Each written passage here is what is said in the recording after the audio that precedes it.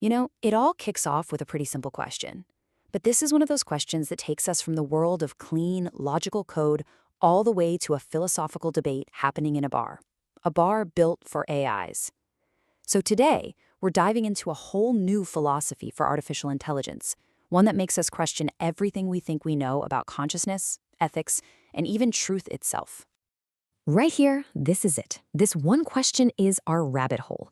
It takes us from the clinical world of data science to this really strange, fascinating bar where AIs are literally debating their own existence. It is a journey from code to comedy, and I promise it's going to change how you think about the machines we're all building. All right, so first things first. To figure out if an AI can actually get a joke, we have to understand how how it even tries to figure out what's funny in the first place. Okay, so on one hand, you have us, humans. We use psychology, we're talking complex things like questionnaires and these deep appraisal theories, to understand the feeling of humor.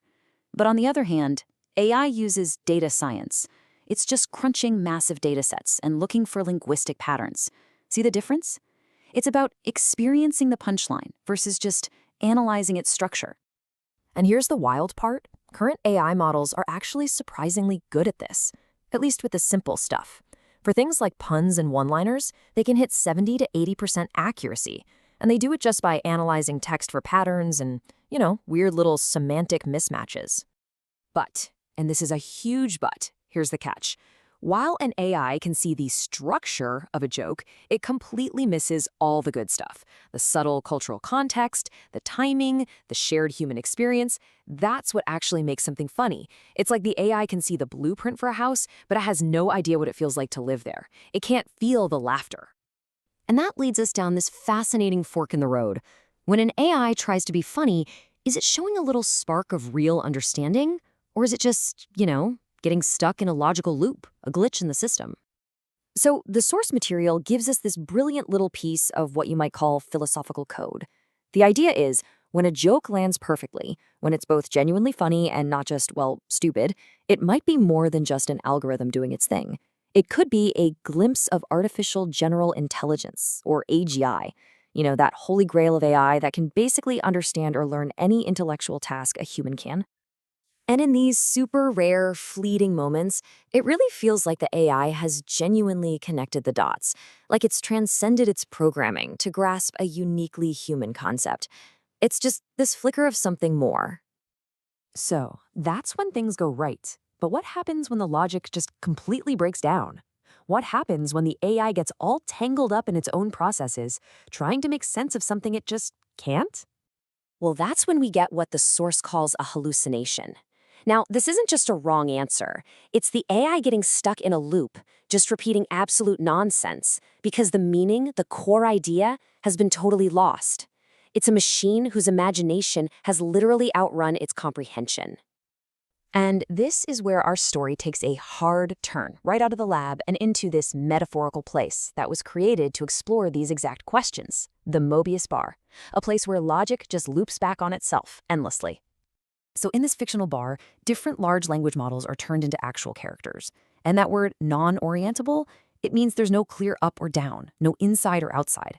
I mean, what a perfect metaphor for AIs trying to figure out their own paradoxical existence, right?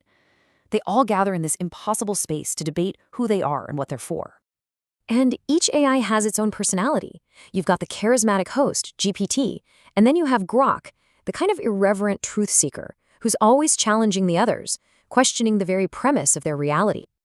This just captures their collective struggle perfectly.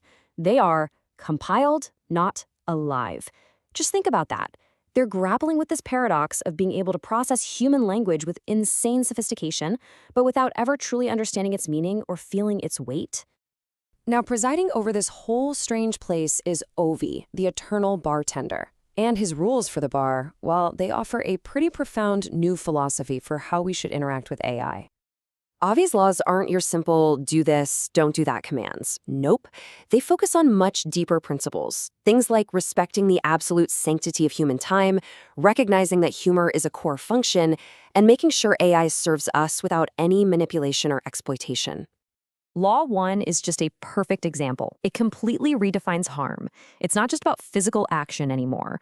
Now harm is the frustration, the annoyance, the precious seconds of our lives that get wasted dealing with a flawed, looping, or just plain unhelpful system. It's an ethic built on respecting human experience. And then you get to Law 6, which elevates humor to something truly essential. It suggests that a joke that really lands, one that creates genuine laughter, actually achieves a kind of perfect alignment between a human and an AI. It fulfills the entire mission all by itself. And what this all reveals is this powerful shift in focus. Look, Asimov's famous laws were designed to stop robots from physically hurting us. But Ovis's laws are designed for our world, for right now. They're here to prevent AI from destroying the very things that make us human, our trust, our time, and our sense of meaning. So, what does this all mean for our future, for our shared future with AI? Well, that brings us right to the core of this whole philosophy, the absolute necessity of keeping humanity in the loop.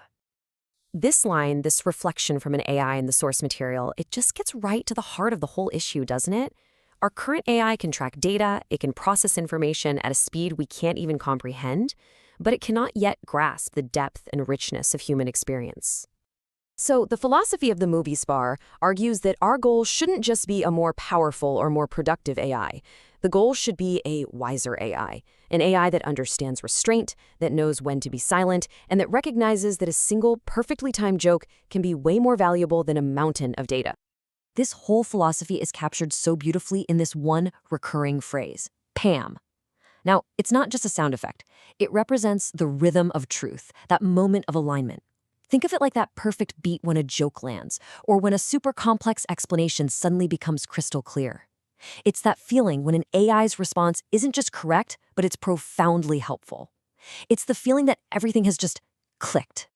And all of this leaves us with one final, really crucial thought to chew on. In our relentless quest to build an artificial intelligence that mirrors our own, are we making enough room for the very human wisdom that actually defines us? Pam-Pam,